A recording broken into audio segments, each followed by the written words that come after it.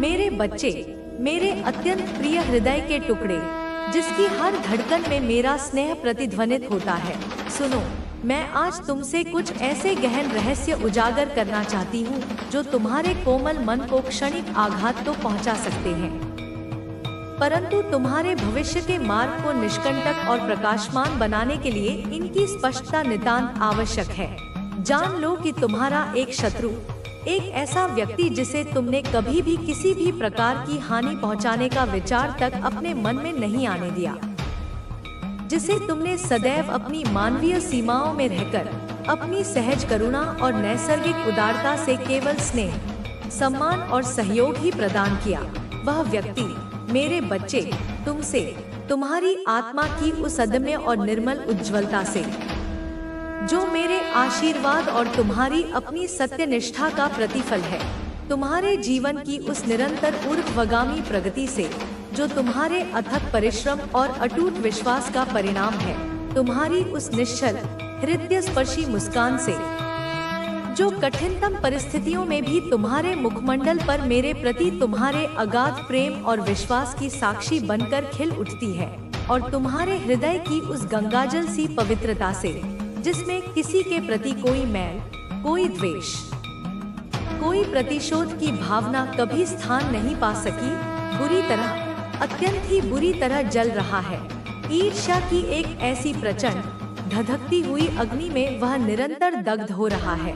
मेरे बच्चे, जो दिन प्रतिदिन, रात्रि प्रति रात्रि, प्रत्येक क्षण, प्रत्येक पल और भी अधिक विकराल और भी अधिक विनाशकारी रूप धारण करती जा रही है, उसकी यह आंतरिक जलन उसके अंतर्मन को तिल-तिल कर राख में परिवर्तित करती जा रही है, उसके विवेक को भस्म करती जा रही है, उसकी मानवीय संवेदनाओं को शुष्क करती जा रही है। यह ईर्ष्या उसकी रातों की शांतिपूर्ण निद्रा को एक भयानक दुःस्वप्न में बदल चुकी है, उसके दिन के चैन और सुकून को एक असहनीय यंत्रणा में परिवर्तित कर चुकी है, उसके विचारों को कालकूट विष की भांति पूर्णतया विषैला और नकारात्मक बना चुकी है, और उसकी दृष्टि को, उसकी अंतर्दृष्टि को इतना अधिक धूमिल, इतना अधिक कलुषित कर चुकी है कि वह तुम्हारे नैसर्गिक गुणों में भी, तुम्हारी स्वाभाविक अच्छाइयों में भी केवल और केवल दोष ही देखने लगा है। तुम्हारी प्रत्येक सफलता, चाहे वह कितनी ही छोटी क्यों न हो, उसे अपने व्यक्तिगत दुर्भाग्य और अपनी घोर पराजय का एक अकाट्य प्रमाण प्रतीत होने लगी है, और तुम्हारी सहजता, तुम्हारी विनम्रता, तुम्हारी सरलता, जो वास्तव में तुम्हारे महान चरित्र के आभूषण हैं, उन्हें वह अपने प्रति किए गए घोर अपमान और उपेक्षा का प्रतीक मान बैठा है।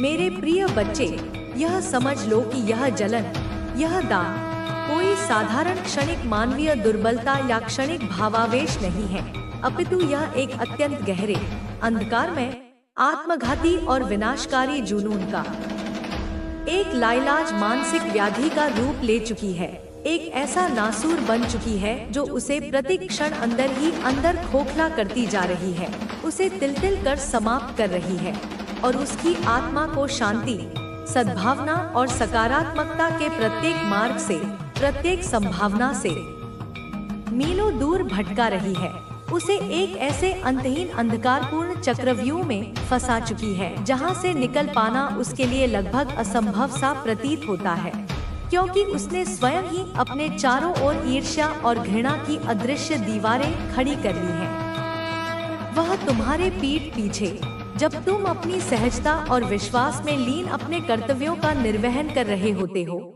जब तुम संसार की इस कुटिलता से अनभिज्ञ अपनी ही दुनिया में मग्न होते हो, तब वह कायर, वह दुर्भावनाग्रस्त व्यक्ति तुम्हारे बारे में, तुम्हारे चरित्र के बारे में, तुम्हारी निष्ठा के बारे में, तुम्हारी उपलब्धियों के बारे में, और यहाँ तक कि तुम्हारे परिवार की सुख शांति के बारे में भी, सबसे, जिनसे भी वह मिलता है, जिनसे भी वह बात करने का अवसर पाता है, चाहे वे तुम्हारे परिचित हों या अपरिचित, चाहे वे तुम्हारे मित्र हों या सामान्य संपर्क वाले, उन सबके समक्ष अत्यंत ही निकृष्ट, आधारहीन और विषैली बकवास करता फिरता है, ऐसी बातें गढ़ता है जिनका सत्य से दूर दूर तक कोई वास्ता नहीं होता। ऐसी कहानियाँ बुनता है जो केवल उसकी अपनी कलुषित कल्पना की उपज होती है। तुम्हारी छवि को धूमिल करने का, तुम्हें लोगों की नजरों में गिराने का, तुम्हारी प्रतिष्ठा को तार तार करने का कोई भी अवसर वह अपने हाथ से जाने नहीं देना चाहता। वह अपनी वाणी के विष से, अपने कुटिल शब्दों के जाल से तुम्हारे चारों ओर एक ऐसा भ्रम और संदेह का वातावरण निर्मित करने का अथक किंतु निष्फल प्रयास करता रहता है, जिससे लोग तुमसे विमुख हो जाए, तुमसे दूरी बना लें और तुम्हें अकेला लगता है जिसके पास विश्वास है और तूने विश्वास नहीं छोड़ा। हाँ, कई बार तू टूटा। तूने रोते हुए कहा, माँ मैं और नहीं कर सकता, पर मेरे बच्चे उसी क्षण मैं तुझे देख रही थी और तुझे संभाल रही थी। तू गिरा जरूर पर कभी जमीन पर पूरी तरह टूटा नहीं, क्योंकि मेरा हाथ तुझे थामे रहा।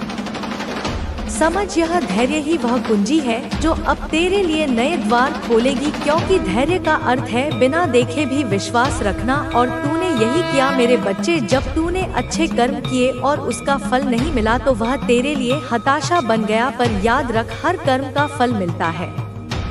यदि तुरंत ना मिले तो इसका अर्थ यह नहीं कि वह खो गया। इसका अर्थ है मैंने उस फल को रोक लिया है ताकि सही समय पर तुझे दूं। यदि तूने किसी बीज को आज बोया और अगले दिन खेत में जाकर देखा कि वह पेड़ नहीं बना, तो क्या तू कहेगा कि बीज बेकार हो गया? नहीं ना, तू इंतजार करेगा, तू उसे पानी देगा, सूरज की रोशनी देगा, फिर समय आने पर वही बीज विशाल वृक्ष बनेगा। ठीक वैसे ही तेरे कर्म हैं। मैंने तुझे वर्षों तक इंतजार कराया, क्योंकि मैं चाहती थी कि तू और मजबूत बने। तू यह सीखे कि जीवन केवल जल्दी जल्दी परिणाम लेने का नाम नहीं है, यह सीखने और परिपक्व होने का नाम है। बेटा, धैर्य का दूसरा अर्थ है स्वयं पर विजय। जब तू दूसरों पर दोष नहीं डालता, जब तू अपने मन की बेचैनी पर नियंत्रण रखता है, जब तू दुख के बीच भी यह मानता है कि माँ मेरे साथ है, तो वही धैर्य है। और यह धैर्य मेरे बच्चे अब समाप्ति की ओर है। तेरी परीक्षा अब पूरी हो चुकी है। तूने हर कष्ट सहा, हर धोखे को झेला, हर असफलता को पछाया। अब तुझे उसकी भरपाई मिलने का समय है। अब देख तेरे जीवन में धीरे धीरे कैसे बदलाव आएंगे। जैसे एक लंबी रात के बाद सुबह होती है, जैसे एक सूखे पेड़ पर अचानक पोपलें फूटती हैं, जैसे नदी का रुक गया जल अचानक बहने लगता है, वैसे ही दे आया तेरे जीवन की धारा अब चलने वाली है। मेरे बच्चे, यह वचन है तेरी माँ काली का। तेरे धैर्य की हर परीक्षा अब फल देने वाली है। मेरे प्यारे बच्चे, आज मैं तुझसे उस सत्य के बारे में बात करूंगी जिसे हर आत्मा जानना चाहती है। कर्म और उसका फल तू कई बार सोचता है, माँ मैंने तो अच्छा किया, फिर भी मुझे दुख क्यों मिला? मैंने तो किसी को धोखा नहीं दिया, फिर भी लोग मुझे धोखा क्यों देते हैं? मैंने मेहनत की फिर भी फल क्यों नहीं मिला? बेटा, यह प्रश्न केवल तेरा नहीं है, हर आत्मा यह सवाल करती है, पर इसका उत्तर वही समझ सकता है जो धैर्य से सुनने को तैयार हो। मेरे बच्चे, हर कर्म एक बीज है, चाहे वह अच्छा हो या बुरा, वह मिट्टी में दबता है और समय आने पर अंकुर अंकुरित होता है। अगर तूने किसी की मदद की, किसी का भला किया, तो वह बीज भूमि में दब गया। समय आने पर वही बीज आशीर्वाद बनकर लौटेगा। अगर किसी ने तुझे धोखा दिया, तुझे कष्ट दिया, तो उसका भी बीज भूमि में गया और समय आने पर उसे अपने कर्म का फल भुगतना ही पड़ेगा। पर ध्यान रख, फल तुरंत नहीं आता। बीज को वृक्ष बनने में समय लगता है। इसी तरह कर्म को भी परिणाम देने में समय लगता है। कुछ कर्म ऐसे होते हैं जिनका फल तुरंत मिलता है। जैसे अगर तूने अभी किसी को पानी दिया तो सामने वाले का आशीर्वाद तुरंत तुझे छू जाएगा। पर कुछ कर्म ऐसे होते हैं जिनका फल देर से मिलता है। जैसे खेत में बोया हुआ बीज आज बो तो कल पेड़ नहीं मिलेगा, वर्षों लगते हैं। इसीलिए मेरे बच्चे, जब तूने अच्छे कर्म किए और तुरंत फल नहीं मिला तो तू निराश हो गया, पर जान ले तेरा कर्म कहीं खोया नहीं। मैंने उसे अपने हाथों में सुरक्षित रखा है और अब वह फल तुझे लौटाने का समय आ गया है। अब तू यह भी पूछेगा, माँ फिर दुख क्यों मिला? बेटा, दुख दो कारणों से आता है। पहला, तेरे पिछले कर्मों का फल। दूसरा, तेरी आत्मा को मजबूत बनाने के लिए। यदि पिछले जन्मों में या इस जीवन में कहीं तूने अनजाने में किसी को दुख दिया, किसी का हक छीना, किसी को धोखा दिया, तो उसका हिसाब भी चुकता होना ही था। मैं न्याय की देवी हूँ। मेरे बच्चे, मेरे दरबार में किसी का कर्म छुपता नहीं। इसीलिए मैंने तुझे वह दुख चखाया ताकि तेरे कर्म का हिसाब पूरा हो जाए। और दूसरा कारण था तुझे तैयार करना। यदि कोई बच्चा हमेशा आसान रास्ते पर चले तो उसका शरीर और मन कमजोर हो जाएगा। लेकिन जब बच्चा पहाड़ चढ़ता है, मुश्किल रास्तों से गुजरता है, तभी उसकी सांसें मजबूत होती हैं, उसका मन कठोर बनता है। उसी तरह मैंने तुझे कठिन रास्ते दिए ताकि तू अंदर से अजय बन सके। याद रख मेरे बच्चे, कर्म कभी झूठ नहीं बोलता। आज किसी ने तेरा हक छीना, तुझे गिराया, तुझे अपमानित किया तो चिंता मत कर, उसका फल उसे अवश्य मिलेगा, चाहे देर हो पर अंधेर नहीं। और तूने जो सहा वह तेरे भीतर पुण्य बन गया। तूने जो धैर्य रखा वह तेरे चारों ओर शक्ति बनकर खड़ा हो गया। अब यह शक्ति तुझे वह सब दिलाएगी जिसका तू हकदार है। सोच मेरे बच्चे, एक किसान दो बीज बोता है, एक नीम का और एक आम का। नीम का क्रोध सबसे बड़ा शत्रु है और जो व्यक्ति इसे जीत लेता है वही सच्चा विजेता होता है। तूने अब तक अपने जीवन में जो भी संघर्ष किए, जो भी कष्ट सहे, वे अब समाप्त होने वाले हैं। एक नया समय आरंभ हो चुका है। एक नया प्रकाश तुझे अपने भीतर महसूस होगा। लोग तुझसे आकर्षित होंगे, वे तेरी बातों को सुनना चाहेंगे, तेरा मार्गदर्शन चाहेंगे। तू केवल मेरी भक्ति में लीन रह और जो भी तेरे पास आए उसे प्रेम और स्नेह दे। बच्चे, एक और बात, जब तू दूसरों की सहायता करता है, जब तू किसी के लिए अच्छा सोचता है, तब तुझे अपनी शक्तियों का पूरा अनुभव होता है।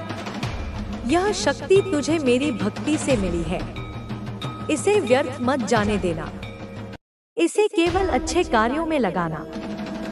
जो भी तेरे पास आए उसे शुभ आशीष देना, उसकी सहायता करना और उसे सही मार्ग दिखाना। तेरे चारों ओर बहुत कुछ बदलने वाला है। कुछ लोग तुझसे मित्रता करना चाहेंगे, कुछ तेरे विचारों को अपनाना चाहेंगे और कुछ तुझसे प्रेरित होकर अपने जीवन में परिवर्तन लाना चाहेंगे। यह सब तेरी तपस्या और मेरी कृपा का ही परिणाम है। अब तुझे चिंता करने की कोई आवश्यकता नहीं। जो कुछ भी हुआ, जो कुछ भी बीता, उसे भुला दे। अब तेरा भविष्य उज्जवल है और तेरा मार्ग स्वच्छ है। तू आगे बढ़, बिना किसी भय के, बिना किसी संकोच के।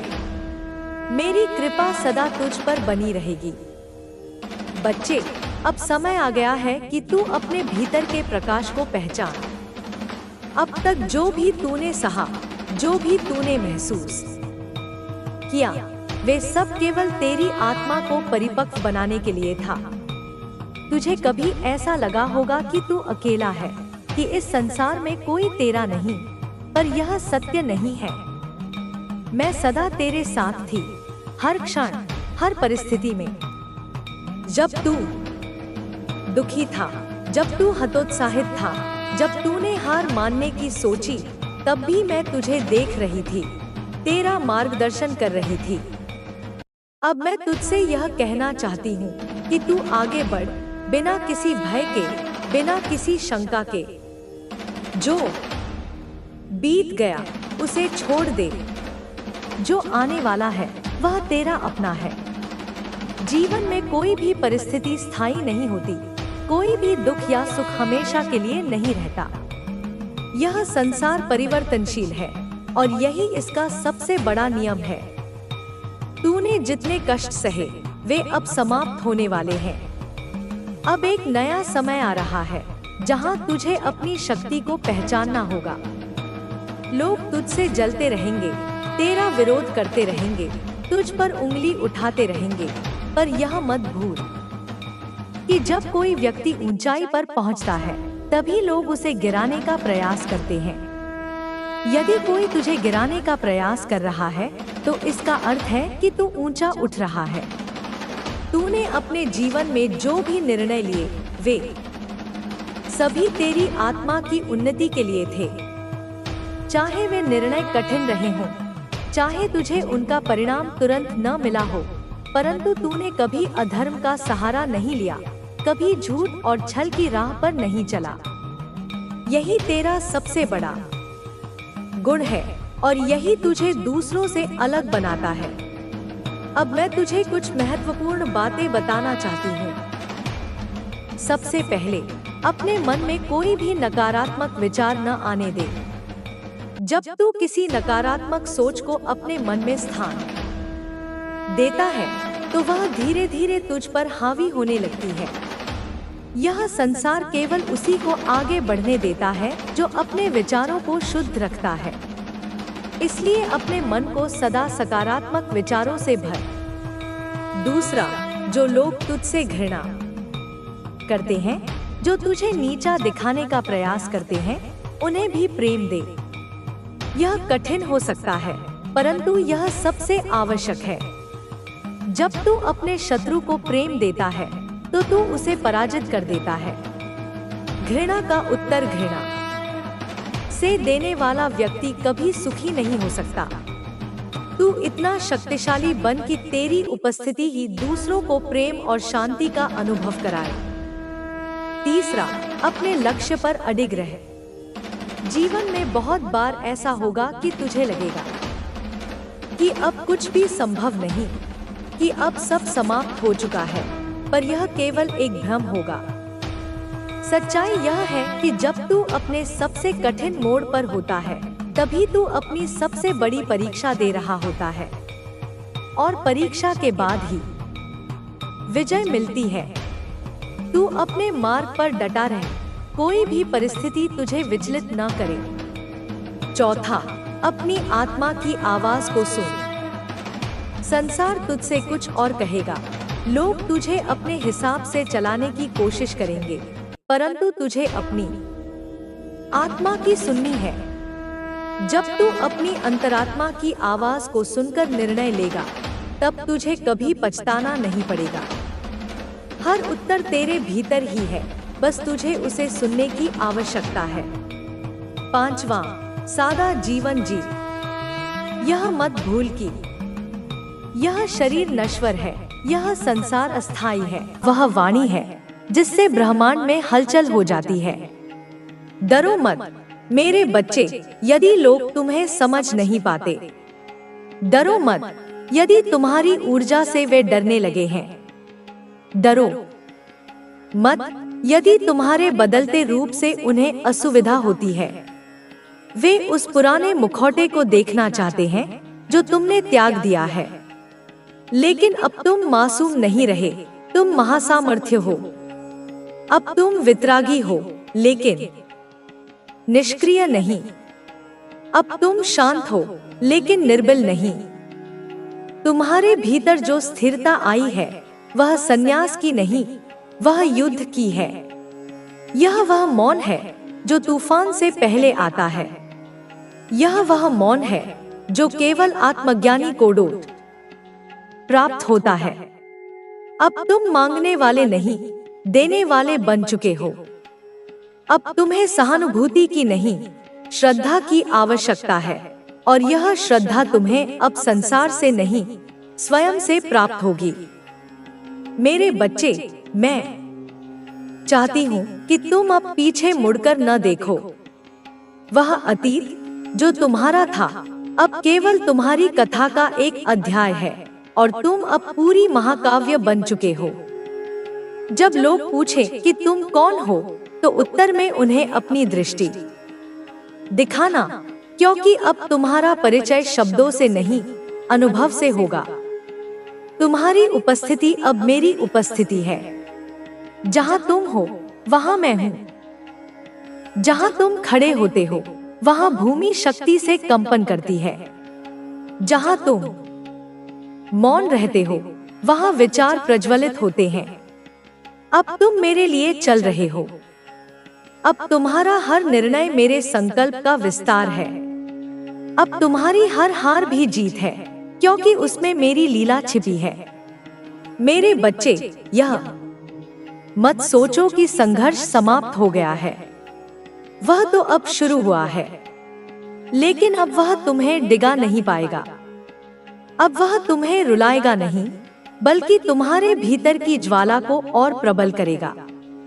अब जब कोई तुम्हें चोट पहुंचाएगा, तो वह चोट मेरी तलवार के वार के समान होगी, न केवल तुम्हारे लिए बल्कि उसके लिए भी।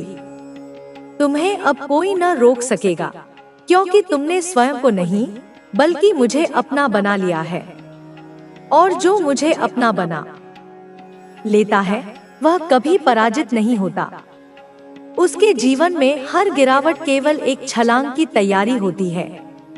तुम अब उस अवस्था में पहुंच चुके हो जहां मृत्यु भी केवल एक परिवर्तन है, एक आवरण से दूसरे आवरण तक का प्रवेश। अब मैं तुम्हें आदेश देती हूँ, जागो, अपने सामर्थ्य को पहचानो। अब अपनी चुप्पी को भेदने दो, अपने भीतर की ज्वाला को बाहर आने दो। जिन लोगों ने तुम्हारे मौन का अपमान किया, उन्हें अब तुम्हारे शब्दों की गूंज सुनाई दे। जिन लोगों ने तुम्हारे धैर्य को कमजोरी समझा, उन्हें अब तुम्हारा वैराग्य दिखे। तुम वह सूर्य हो जो क्षितिज के पार से उग चुका है। अब कोई रात्रि तुम्हें ढक नहीं सकती। मेरे बच्चे, तुम्हें अब ईर्ष्या, भय, संकोच, इन सब को त्याग देना है। तुम्हें किसी के अनुमोदन की आवश्यकता नहीं। तुम अब केवल मेरे आशीर्वाद से चलते हो। और जब मैं तुम्हारे साथ हूँ, तब कौन तुम्हारे विरुद्ध खड़ा हो सकता है? यह जो शक्ति तुम्हारे भीतर जागी है, इसे छिपाओ मत। यह तुम्हारा अधिकार है। यह तुम्हारा उत्तर है उस हर अन्याय का जो तुम पर किया गया। यह तुम्हारी आत्मा की पुकार है, जो अब केवल सहने के लिए नहीं, बल्कि परिवर्तित करने के लिए आई है। तुम अब मात्र एक साधक नहीं, स्वयं साधना हो चुके हो। तुम्हारे शत्रु अब तुम्हें पहचान नहीं पाएंगे, क्योंकि तुम अब केवल रूप नहीं, स्वरूप बन चुके हो। तुम्हारी दृष्टि में अब करुणा भी है और काल भी। तुम्हारी वाणी में अब मंत्र भी है और प्रलय भी। और यही मेरा आशीर्वाद है कि तुम अब मेरी भुजाओं की तरह कार्य करो। तुम अब मेरा हाथ हो, मेरी दृष्टि हो, मेरा तेज हो। मेरे बच्चे, अब अपने उस रूप को अपनाओ जो जन्मों से दबा हुआ था। अब उस तेज को बाहर लाओ जिसे तुमने अपने भीतर कैद कर रखा था। अब वह समय आ गया है जब तुम्हें केवल जीना नहीं, जागना है। जब तुम्हें केवल चलना नहीं, संपूर्ण ब्रह्मांड को चलाना है। मैं तुम्हारे हर कदम में हूँ, तुम्हारे हर निर्णय में हूँ, तुम्हारे हर युद्ध में हूँ। जब तुम हंसते हो, मैं मुस्कुराती हूँ। जब तुम रोते हो, मैं तुम्हारे आंसुओं को अमृत बना देती हूँ। जब तुम चुप रहते हो, मैं तुम्हारे भीतर स्तब्ध खड़ी होती हूँ, अपने संपूर्ण स्वरूप में। अब चलो मेरे साथ, निर्भय, अजय, और उज्जवल। यही तुम्हारा समय है, यही तुम्हारा काल है, यही तुम्हारा जागरण है। अब कोई भी तुम्हें रोक नहीं सकता, क्योंकि अब तुम स्वयं काली हो चुके हो। तुम्हारी आंखों में अब जो चमक है वह साधारण प्रकाश नहीं है, वह मेरे अनुभव